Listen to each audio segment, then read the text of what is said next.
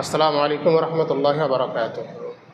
আমার বিশ্বাস যে এমন একটা হাদিস আপনাদের আজ আমি শোনাবো যে হাদিসটি আপনারা হয়তো শোনেননি, কারণ একটি রেয়ার হাদিস যেটা সচরাচর আলোচনা করা হয় না। হাদিসটি সহিহ মুসলিমে বর্ণিত হয়েছে, আমাদের জীবনের সঙ্গে অত্যন্ত রিলেটেড।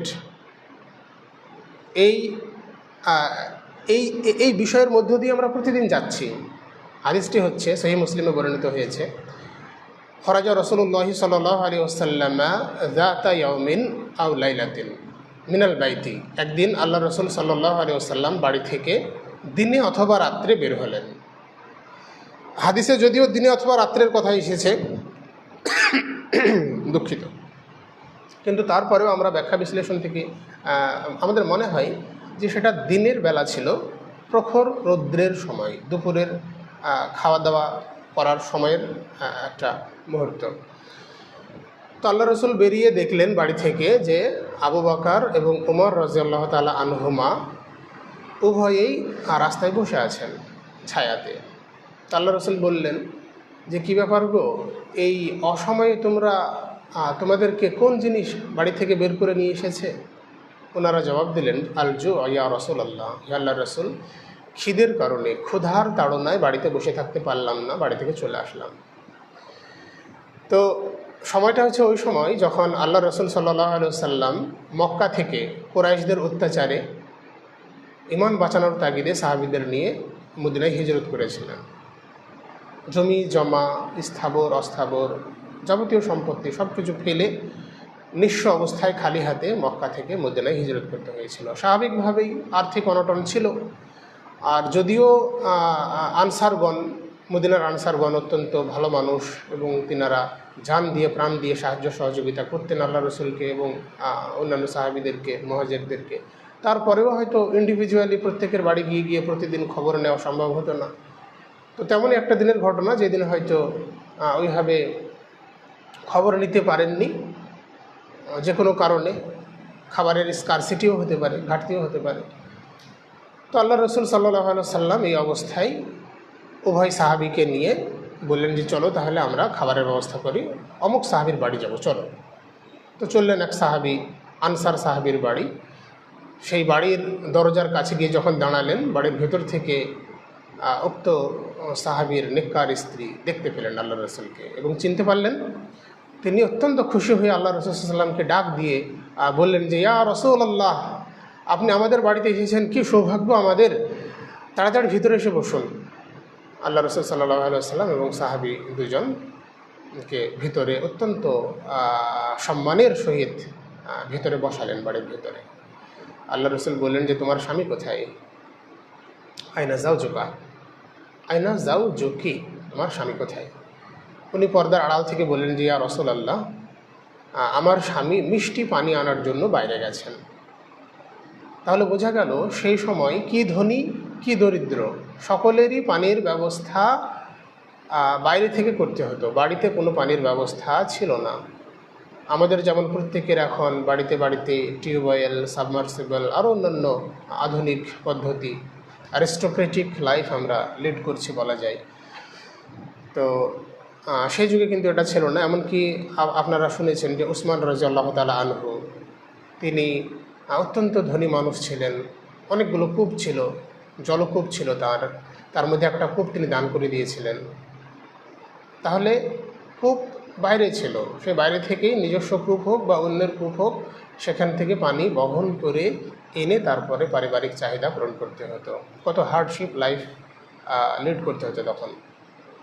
যাই হোক, তো কিছুক্ষণ পরেই ওই আনসার সাহাবী আল্লাহ রসুলের সঙ্গে সাক্ষাৎ করলেন, বাড়ি আসলেন, সাক্ষাৎ হলো এবং অত্যন্ত খুশি হয়ে আল্লাহ রসুলকে বললেন যে আল্লাহ রসুল, আজকে আমার মতো সম্মানী ব্যক্তি পৃথিবীতে আর কেউ নাই, কারণ আপনার মতো আল্লাহ রসুল সর্বশ্রেষ্ঠ মানুষ আমার বাড়িতে পদার্পণ করেছেন, এর চেয়ে সৌভাগ্যের আর কী হতে পারে?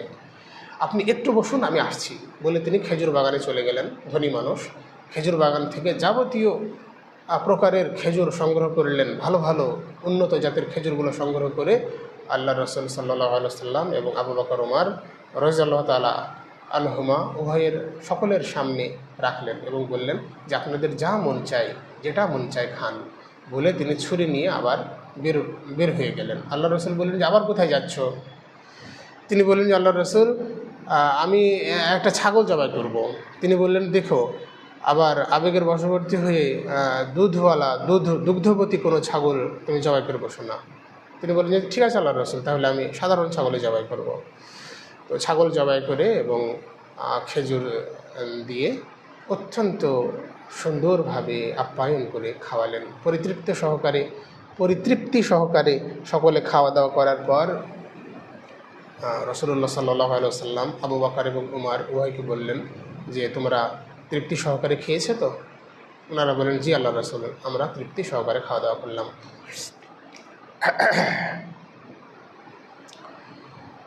তো তখন আল্লাহ রসুল সাল্লাল্লাহু আলাইহি ওয়াসাল্লাম বললেন যে ওয়াল্লাযী নাফসি বিয়াদিহি, জেনে রাখো যার হাতে আমার প্রাণ, তার শপথ করে বলছি, লাতুসআলুন্না আন হাযিহি নি'মাতি ইয়াওমাল কিয়ামা, এই যে নিয়ামত খাবার আমরা গ্রহণ করলাম, এটা সম্পর্কেও আমাদেরকে হাসরের ময়দানে জবাবদিহিতা করতে হবে, হিসাব দিতে হবে। তাহলে ভাবুন যে এত ক্ষুধা, যে ক্ষুধার কারণে বাড়িতে বসে থাকা যাচ্ছে না, বাড়ি থেকে বের হয়ে আসতে হলো, এতটা ক্ষুধার পরেও যখন খাদ্য গ্রহণ করা হচ্ছে, সেই খাদ্যেরও হিসাব দিতে হবে। তার হক আদায় যদি না করা হয়, সেই খাদ্য গ্রহণের অবশ্যই হিসাব দিতে হবে। কারণ খাদ্য আল্লাহ রাব্বুল আলামিন আমাদের জন্য সরবরাহ করেন রিজিক স্বরূপ। তো সেই খাদ্য যার গ্রহণ করছে তাকে ধন্যবাদ জানাতে হবে, শুকরিয়া আদায় করতে হবে, তাঁর নির্দেশনা মেনে চলতে হবে। তিনি সলাত আদায় করতে বলেছেন, সলাত আদায় করতে হবে।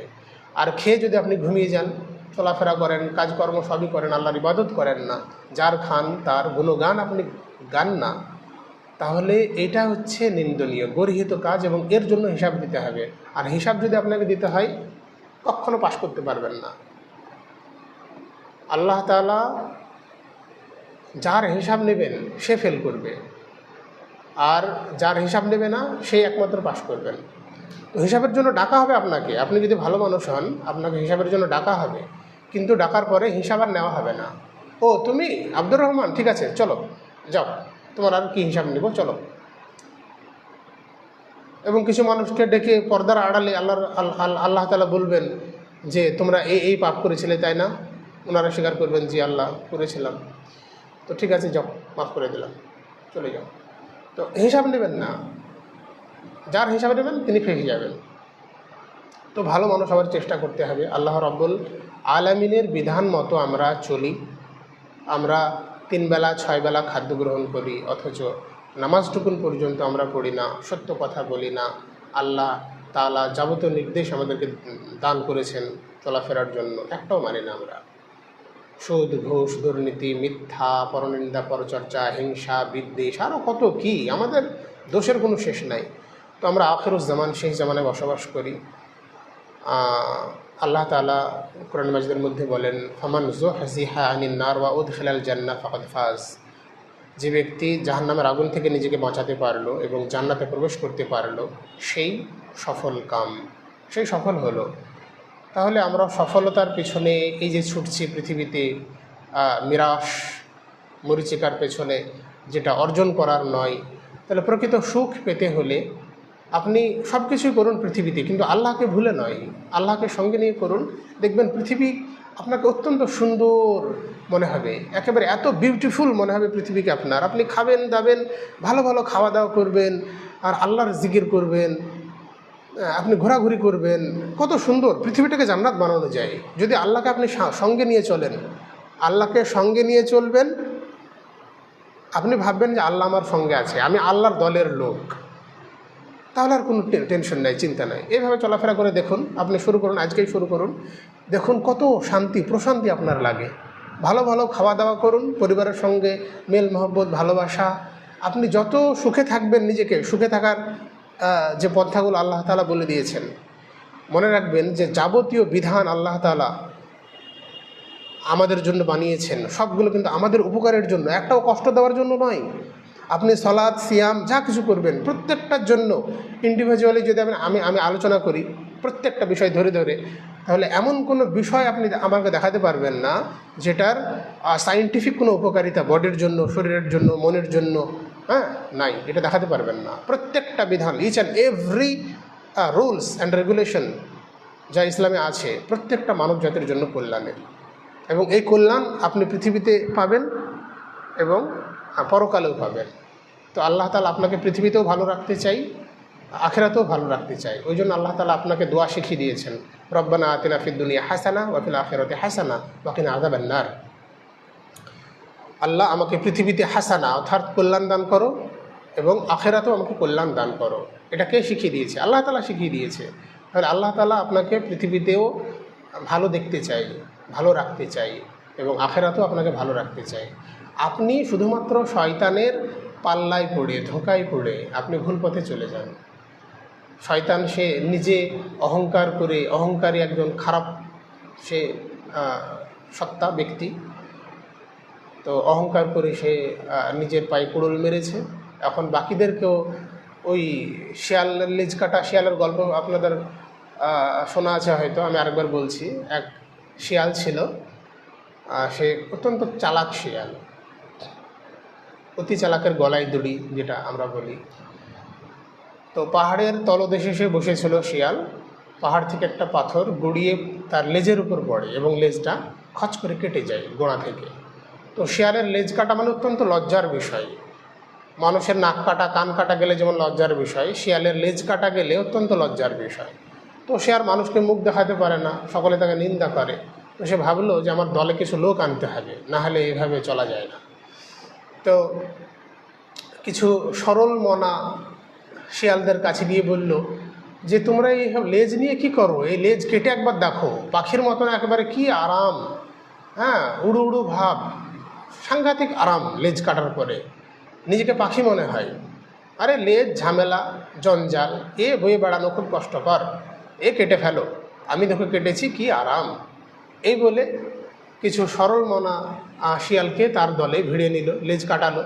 তো লেজ কাটার পরে তারা দেখলো যে কোনো শান্তি কিন্তু পাচ্ছে না, অশান্তি আর অশান্তি, লেজ কেটে কোনো শান্তি নাই। তো তারা দেখলো ভুল যেহেতু করে ফেলেছি, তাহলে আমাদের দ্বারা আরও কিছু লোক ভিড়াতে হবে, না হলে আমাদের মান সম্মান যাবে। তো এইভাবে তারা ওই কিছু শিয়ালকে ওইভাবে দলে ভিড়িয়ে ভিড়িয়ে এক পর্যায়ে তাদের দল এত ভারী হয়ে গেল যে লেজ কাটা শিয়ালের পরিমাণ বেশি, আর ভালো যাদের লেজওয়ালা শিয়াল এগুলোর সংখ্যা অনেক কম। তখন লেজ কাটা শিয়ালগুলো এই ভালো যাদের লেজ আছে এই সমস্ত শিয়ালদেরকে খেপাতে লাগলো যে দেখো এই শিয়ালটার আবার লেজ আছে, দেখো এই শিয়ালটার আবার লেজ আছে, এই বলে খেপাতে লাগলো। তো পরিস্থিতি সব উল্টে গেছে। ভালো মানুষ, আপনি ভালো পথে চলবেন, যেটা আপনার জন্য কল্যাণকর, আরামদায়ক, সেটাকে এখন বলা হবে যে কি কষ্টকর, সালাত আদায় করে, রোজা রাখে, কি কষ্ট ওদের, আমরা কত সুখে আছি। কিন্তু প্রকৃত সুখ হচ্ছে এর মধ্যে, আল্লাহর ইবাদতের মধ্যে। তো অনেক বিষয় আলোচনা করার আছে, আমার হয়তো সময় হয়ে গেছে, ওইদিকে দরজাতে ধাক্কাধাক্কি চলছে, আমি পরে আবার ডিটেলস নিয়ে আলোচনা করব। আমার সঙ্গে থাকুন আপনারা। জাযাকাল্লাহ খাইর। আসসালামু আলাইকুম রহমতুল্লাহ।